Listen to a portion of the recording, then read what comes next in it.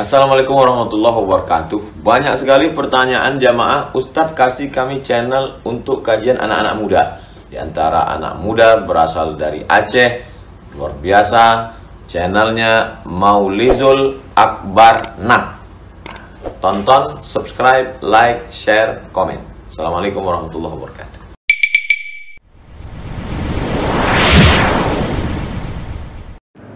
Bismillahirrahmanirrahim.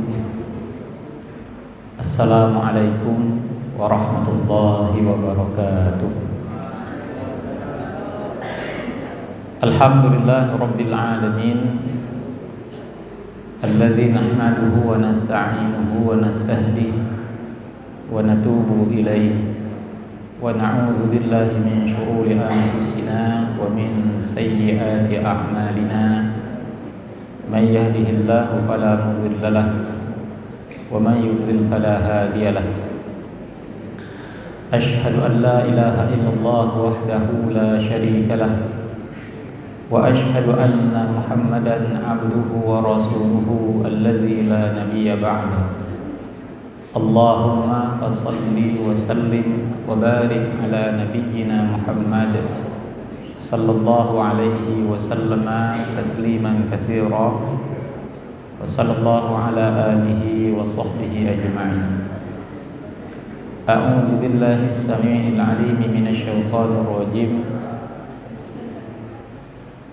Wa kullan naqussu 'alaika min anba'ir rusuli ma nusabbitu bihi fu'adak.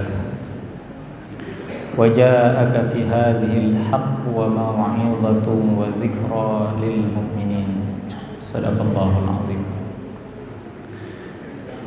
Baik Bapak dan Ibu, adik-adik, para santri yang insyaallah dirahmati oleh Allah Subhanahu wa taala. Puji dan syukur kita panjatkan kehadirat Allah Subhanahu wa taala atas segala bentuk limpahan rahmat dan juga curahan nikmatnya kepada kita semua. Dan kemudian tak lupa salawat beriring salam semoga senantiasa tercurahkan kepada baginda Rasulullah Muhammad sallallahu alaihi wasallam. Begitu pula kepada para keluarganya dan juga kepada para sahabatnya sekalian. Sidang jamaah yang dirahmati Allah Subhanahu wa taala, sembari kita berniat beriktikaf di rumah Allah ini menunggu tibanya waktu Isya,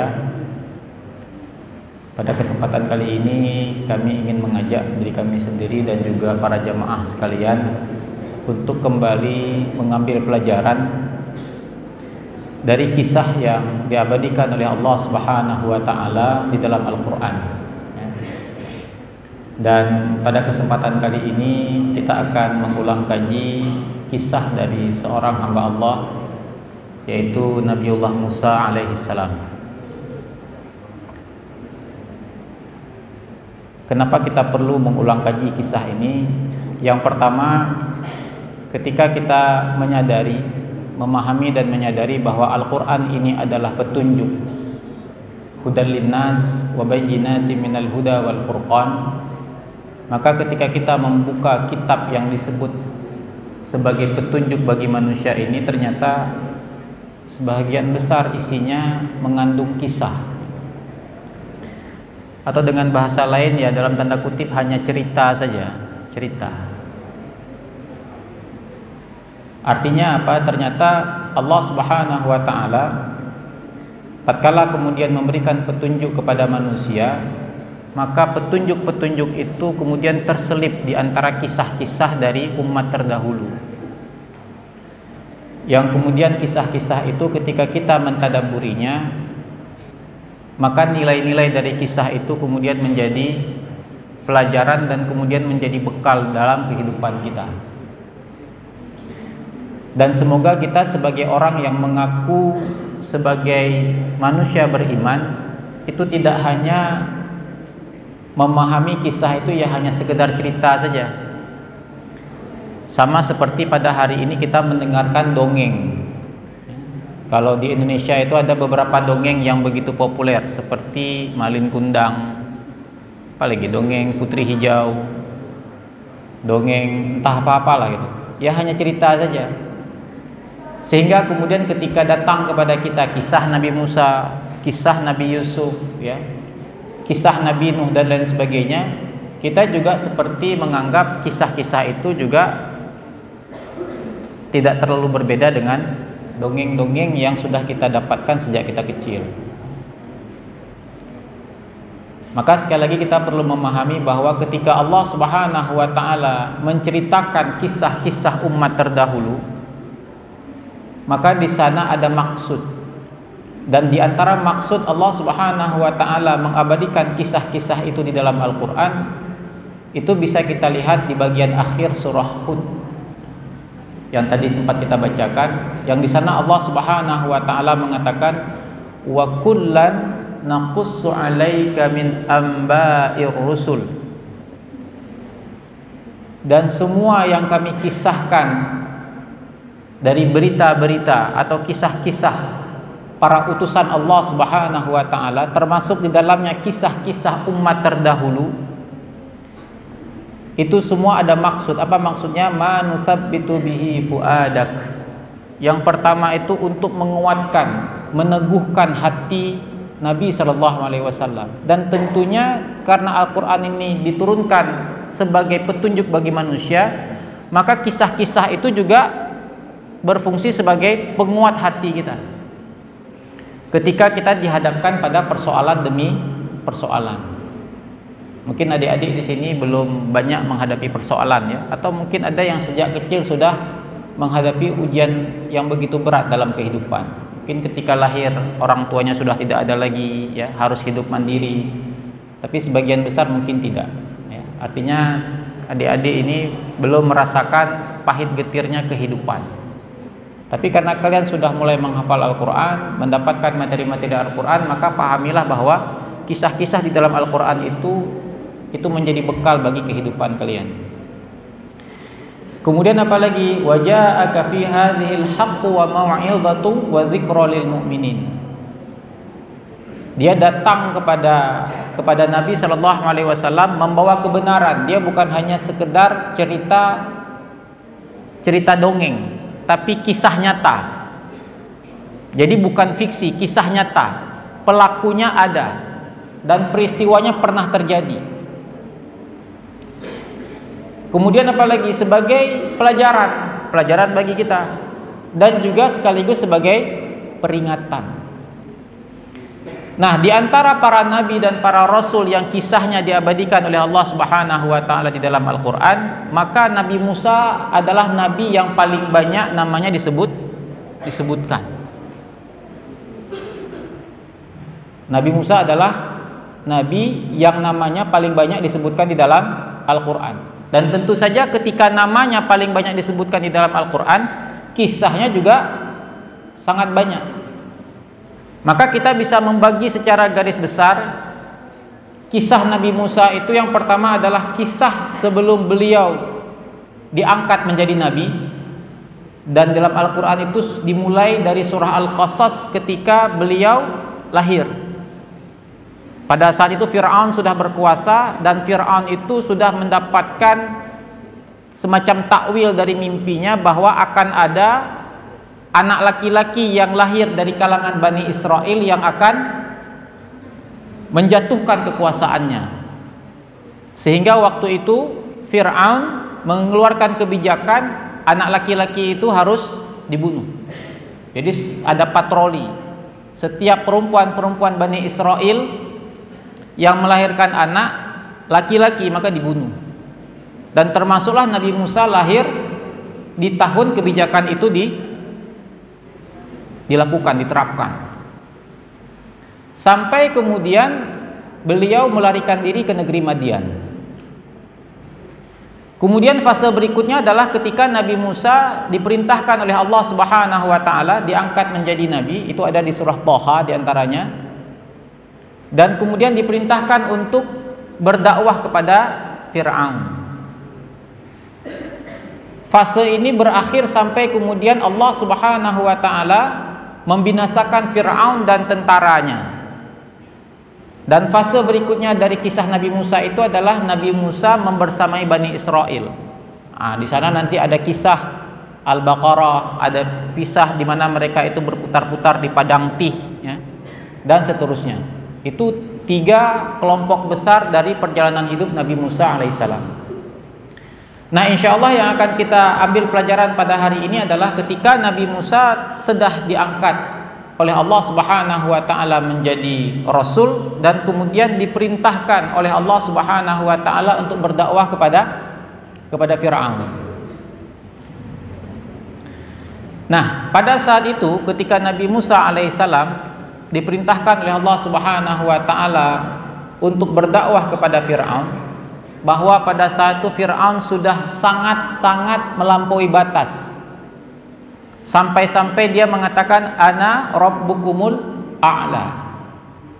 Saya Tuhan kalian yang maha tinggi. Dia mengatakan dirinya Rabb. Sosok yang bisa menciptakan, sosok yang menghidupkan, sosok yang mematikan, sosok yang memelihara, memberikan rezeki dan kemudian membinasakan siapa saja yang dia kehendaki. Dia sudah sampai pada deklarasi itu. Dan pada saat itu hidup di Mesir itu bangsa Bani Israel, bangsa di mana Nabi Musa lahir.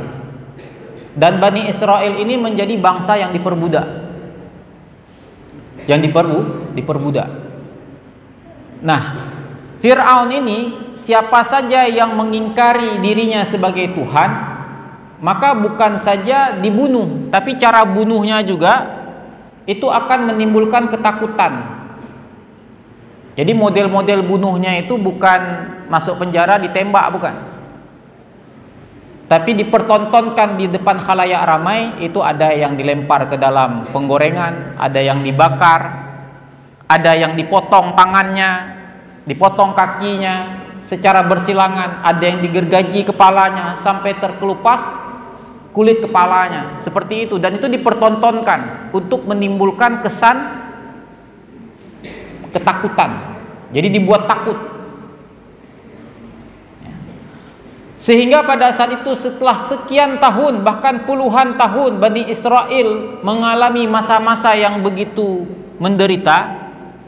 Dan pada saat itu mereka mengetahui bahwa Musa telah diangkat menjadi rasul dan berdakwah kepada Fir'aun dan mereka jadikan sebagai pemimpin. Maka pada suatu ketika mereka mendatangi Musa.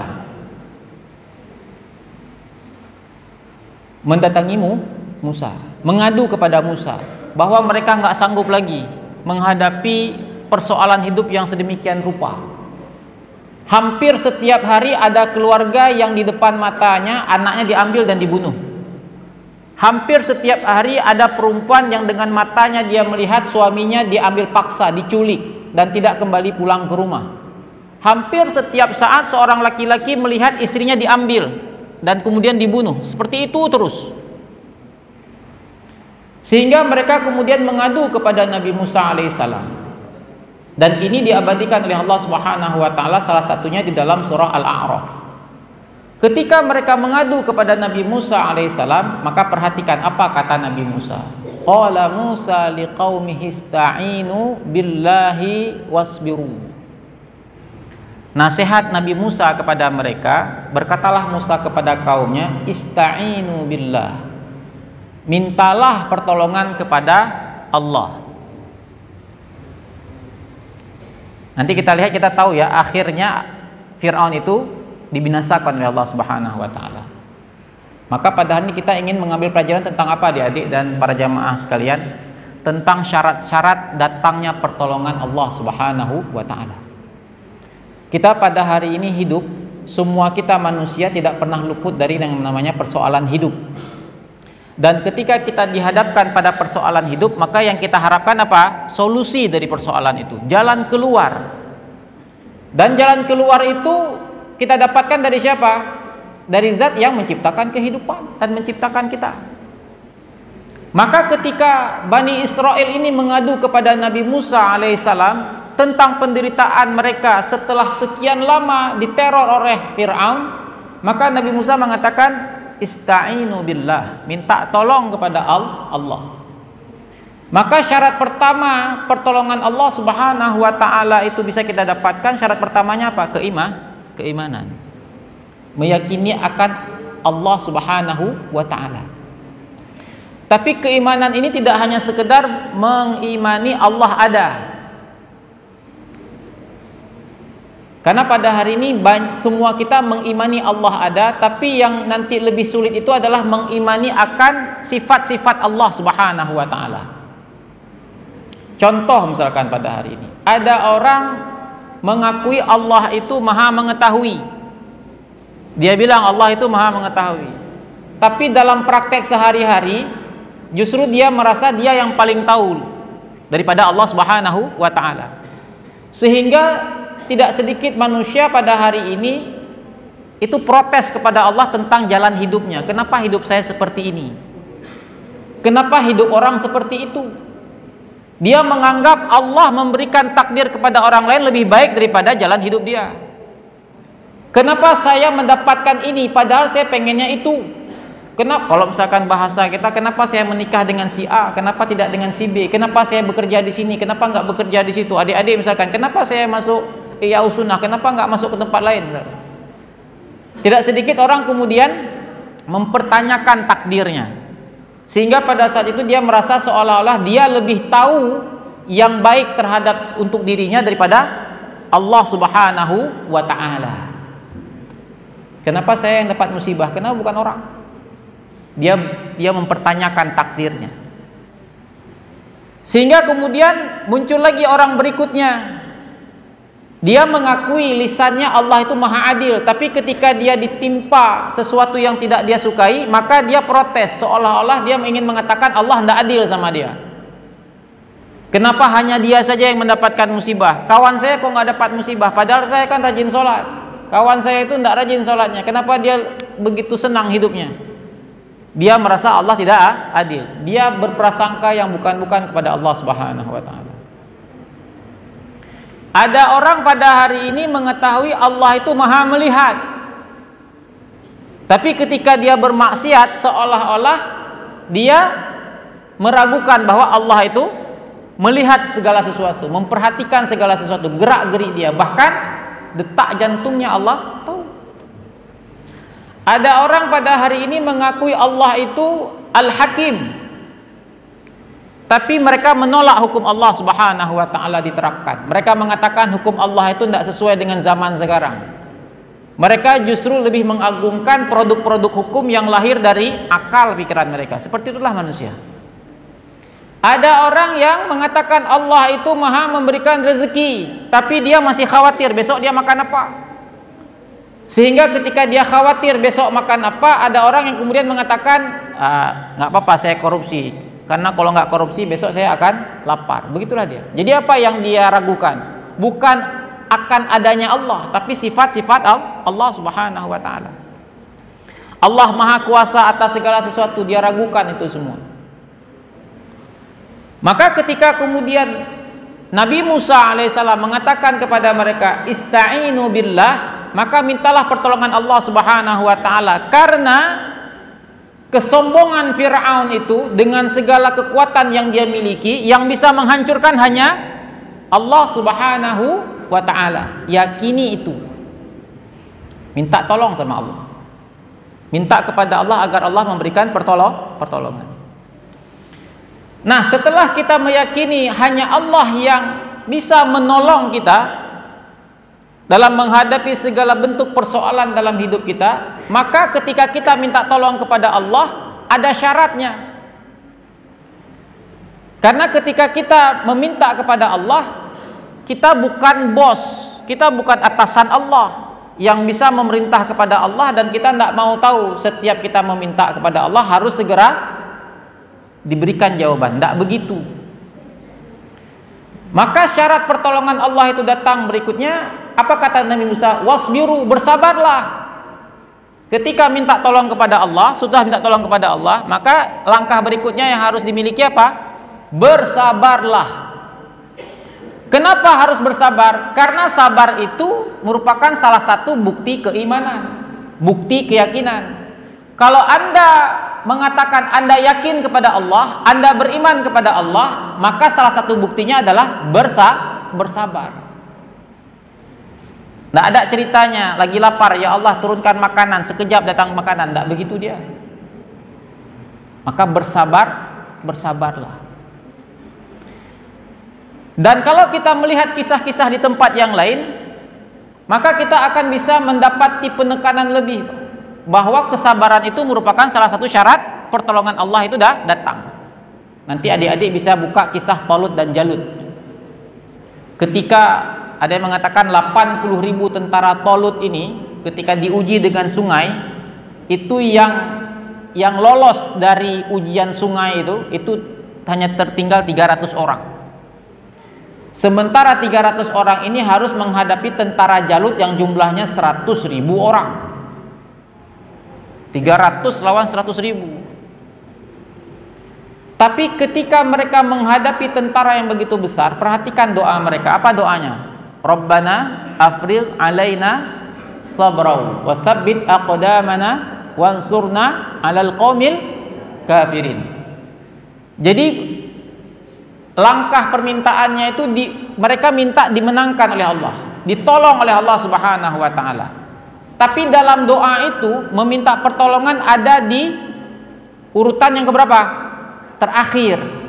Yang pertama mereka minta apa? Rabb afrigh alaina sabra.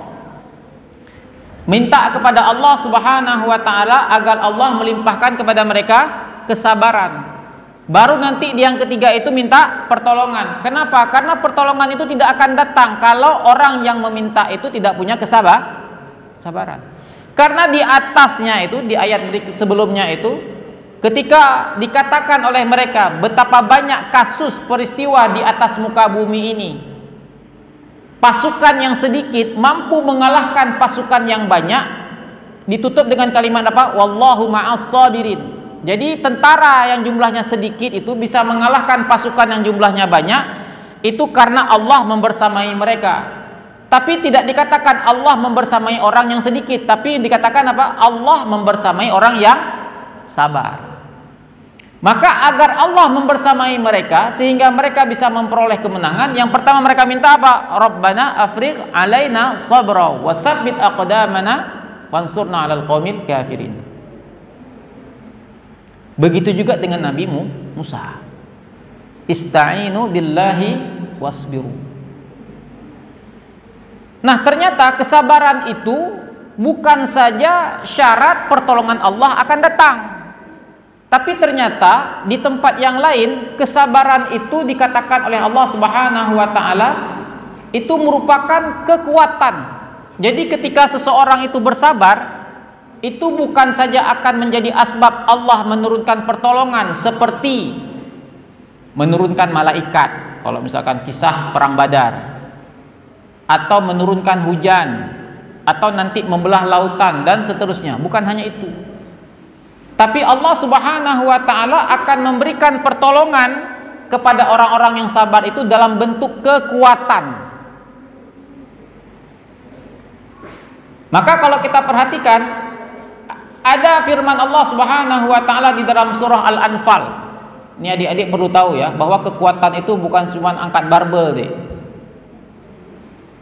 Tapi kekuatan itu ada pada kesabaran. Apa kata Allah Subhanahu wa taala? Iyyakum minkum 'ishruna sabiruna yaghlibu mi'atain. Siapa yang tahu artinya? Siapa yang tahu artinya? Iyyakum minkum 'ishruna sabiruna. 'Ishruna sabiruna artinya apa? Isyru. Jangan bapak-bapak pula yang jawab. 20 ini punya syarat, yang bersabar di antara kalian. Yaghlibuna mi'atain, mengalahkan mi'atain, berapa? 200. 20 mengalahkan 200, perbandingannya berapa? 1:10. Jadi satu orang yang bersabar itu bisa mengalahkan 10 orang. Kalau angkanya itu 20 orang yang bersabar di antara kalian, itu bisa mengalahkan 200 orang. Itu kekuatan orang yang sabar. Dari mana kekuatan itu? Dari Allah Subhanahu wa taala. Selemah-lemahnya orang sabar, ketika dia memiliki kesabaran, ada di ayat berikutnya, yaitu satu orang di antara kalian yang bersabar, kalau dikatakan di sini 1000 itu bisa mengalahkan 2000. Satu banding 2. Itu paling minimal kekuatan orang yang memiliki kesabaran 1:2. Tapi ketika kesabarannya itu meningkat pada level berikutnya, satu orang yang sabar itu bisa mengalahkan 10 orang. Itu kekuatan. Jadi kesabaran itu adalah kekuatan. Nah, ketika kemudian dikatakan wasbiru, bersabarlah, maka bagaimana bentuk kesabaran itu? Maka di antara bukti kesabaran itu adalah ketika dia minta tolong kepada Allah, maka tidak putus-putus dia terus memohon kepada Allah. Tidak putus-putus. Makanya doa itu tidak ada modelnya cuma sekali. Maka dia berulang-ulang memohon, merengek-rengek kepada Allah Subhanahu wa taala, minta, besok minta lagi, terus meminta. Nah, ketika orang istiqomah dengan doanya meminta kepada Allah Subhanahu wa taala, itu merupakan salah satu bukti kesabaran yang dia miliki. Kenapa dia terus meminta? Karena dia masih yakin, dia yakin akan pertolongan Allah Subhanahu wa taala. Dia terus meminta, terus-menerus meminta, tak putus-putus. Pertanyaannya lagi, berapa lama mintanya itu? Nanti kita lihat Nabi Musa. Lihat saja Nabi Zakaria minta kepada Allah agar diberikan anak. Sampai kapan beliau meminta? Sampai ubannya tumbuh, rambutnya memutih, sampai kemudian tulangnya melemah, bahkan sampai istrinya divonis mandul, akhirah, nggak mungkin lagi melahirkan. Kesabarannya untuk terus istiqomah meminta kepada Allah Subhanahu wa taala, sebagaimana Nabi Ibrahim meminta kepada Allah Subhanahu wa taala doa kepada Allah untuk meminta anak. Rabbi habli minas solihin. Sampai kapan? Sampai usianya sudah tua. Bahkan sampai istrinya juga divonis mandul. Kalau istri Nabi Zakaria disebut Aqirah, maka istri Nabi Ibrahim Sarah disebut Aqim. Mandul, sama-sama mandul. Mereka terus berdoa, tidak putus-putus, sampai orang menganggap sudah mustahil yang dia minta itu menjadi kenyataan. Sampai seperti itu.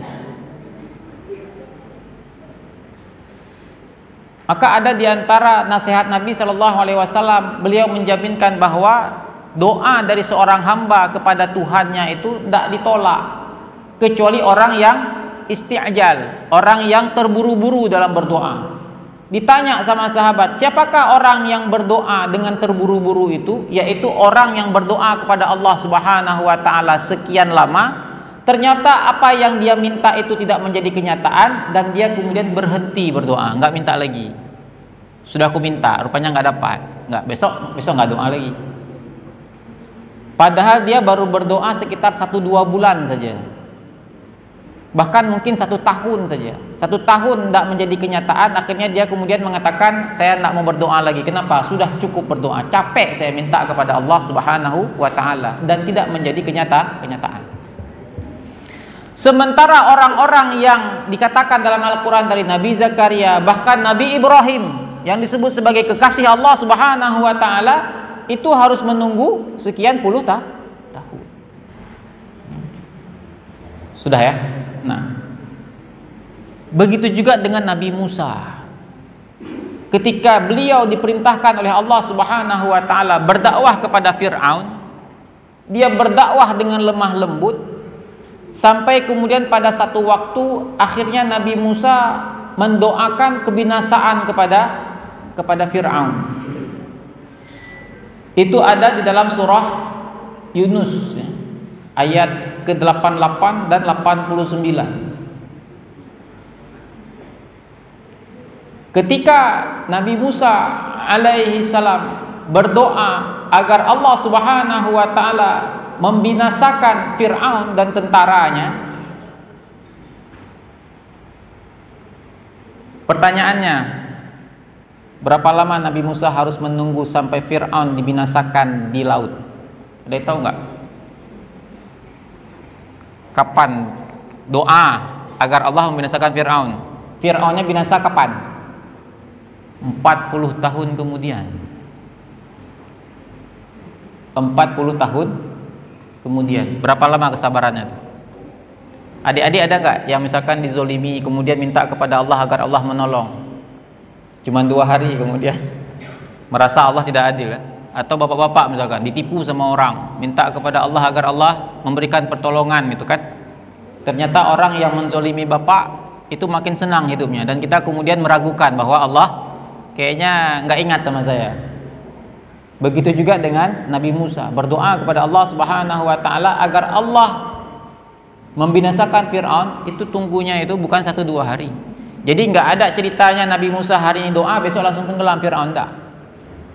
Tapi memang bahkan Allah membiarkan, dan bahkan di setiap kisah dalam Al-Quran, musuh-musuh Allah itu justru akan dibinasakan itu berada pada puncak kekuatannya. Makanya kalau dilihat pada hari ini, saudara-saudara kita di Gaza itu, kita di luar sini begitu pilu lihat mereka semakin dilemahkan, tapi kemudian Israel itu rasa-rasanya semakin kuat. Kita mungkin hari ini ragu, apa mungkin mereka menang? Apa mungkin Israel itu bisa dikalahkan? Wong semua negara bantu dia. Tapi justru mereka yang ada di Gaza itu semakin meyakini bahwa waktu kemenangan atau waktu kebinasaan bangsa itu akan semakin dekat. Semakin mereka berada pada puncak kesombongan, semakin mereka berada pada puncak kekuatan, maka waktu itu semakin dekat mereka itu menuju kepada kebinasaan. Atau dengan kata lain, ketika pengikut-pengikut kebenaran ini dalam pandangan manusia itu berada pada titik terlemah ya, maka pada saat itu pertolongan Allah semakin dekat. Bagaimana bentuk pertolongan Allahnya? Maka kita lihat ketika akhirnya Allah Subhanahu wa taala mewahyukan kepada Musa dan Bani Israel untuk melarikan diri. Perhatikan ya, kemana Nabi Musa itu lari? Kalau menurut adik-adik ya, kalau kita dikejar, misalkan kita dikejar nih, mau dibunuh, bagusnya lari ke hutan apa lari ke laut? Ke hutan apa ke laut? Ke hutan. Kenapa ke hutan? Kenapa ke hutan? Di hutan bisa sembunyi kan? Bisa sembunyi, kita bisa buat rumah ya, di atas pohon bisa sembunyi, ada makanan. Tapi kalau lari ke pinggir laut mau ngapain coba? Udah ditunggu di sana. Tapi Allah Subhanahu wa taala mewahyukan kepada Nabi Musa, larinya bukan ke hutan, bukan ke pedalaman, larinya kemana? Ke laut. Yang di laut sana tidak ada kapal,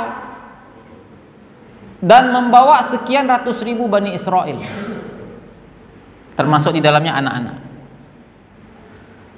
Nah, kalau kemudian kita melihat dalam surah Asy-Syu'ara, ini kisahnya ya. Ketika Fir'aun mengetahui bahwa Musa dan pengikutnya ternyata berlari ke arah laut, itu Fir'aun itu merasa ini Musa kok bodoh sekali ini, lari kok ke laut. Dan dia semakin yakin bahwa inilah waktunya saya akan membinasakan Musa dan pengikutnya. Selesai hari ini Musa, selesai, dia nggak bisa lari kemana lagi. Karena apa? Ketika mereka itu dibawa oleh Nabi Musa ke pinggir laut, itu Bani Israel satu paket, itu satu paket sudah, istilahnya sudah dibundel di situ. Kalau sebelumnya kan ada yang sembunyi di rumah, ada mungkin yang sembunyi di loteng, ada yang lari sebentar kayak Nabi Musa lari ke negeri Madian, nggak dapat, hanya jadi buronan saja. Kali ini satu paket berkumpul di Laut Merah, di tepi Laut Merah. Dan pada saat itu Fir'aun nggak tanggung-tanggung berapa pasukan yang dia bawa. Kalau kita buka kitab kisah kisah para nabi, Ibnu Katsir itu mengatakan sekitar 1.200.000. Fir'aun itu membawa tentara, Pak. Tentara nih. 1.200.000 tentara. Sementara Musa dan pengikutnya itu setengahnya. Tentara melawan sipil. Tentaranya 1.200.000, sipilnya sekitar 600-an ribu orang.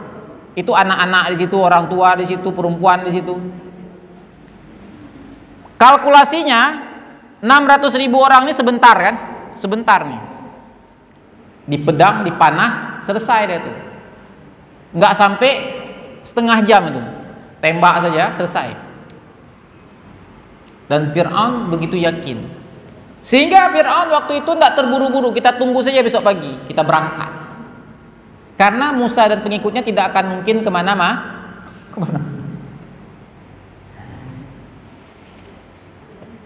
Nah, di dalam surah Asy-Syu'ara ayat ke-60 dikatakan fa'atba'uhum musyriqin.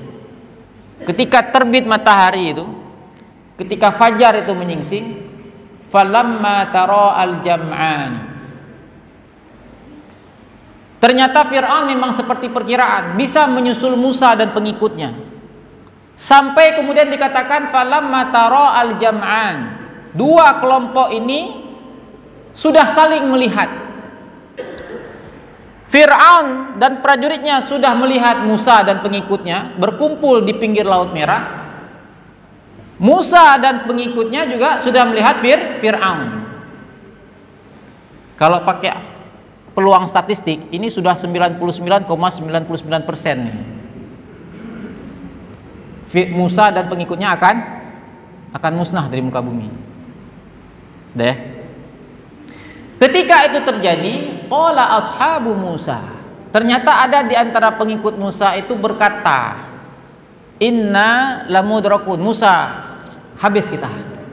Kita tersusul Musa. Kita tersusul. Itu tadi, Pak ya. Mereka itu mengakui Allah ada, tapi pada saat itu ketika melihat Fir'aun sudah nampak, sementara mereka nggak punya kapal, tempat berlari tidak ada. Mereka pada saat itu berkurang drastis keyakinannya akan kuasa Allah. Justru mereka lebih yakin mereka akan tersusul. Bahkan mereka bukan mengatakan akan tersusul, kita tersusul. Inna lamudrakun. Tangkap kita Musa, habis kita. Muncul kepanikan. Sudah ada di benak mereka itu sebentar lagi akan ada lautan darah.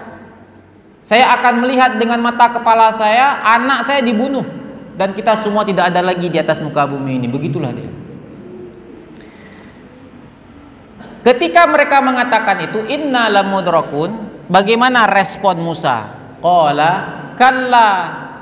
Ini diksinya Pak ya, bukan jangan kayak bilang gitulah. Jangan bilang gitu. Enggak lah. Enggak gitu. Kalimatnya kalla. Enggak mungkin.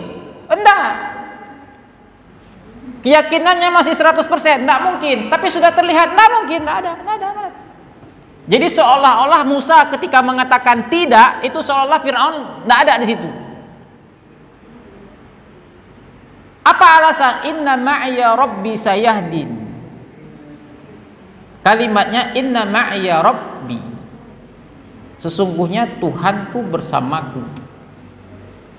Ini bedanya dengan kalimat Nabi Muhammad kepada Abu Bakar. Kalau Nabi Muhammad kepada Abu Bakar apa? Idh yaqulu li sahibihi la tahzan innallaha ma'ana. Kalau Nabi Muhammad kepada Abu Bakar, innallaha ma'ana, Allah bersama kita, bersama saya dan bersama kamu.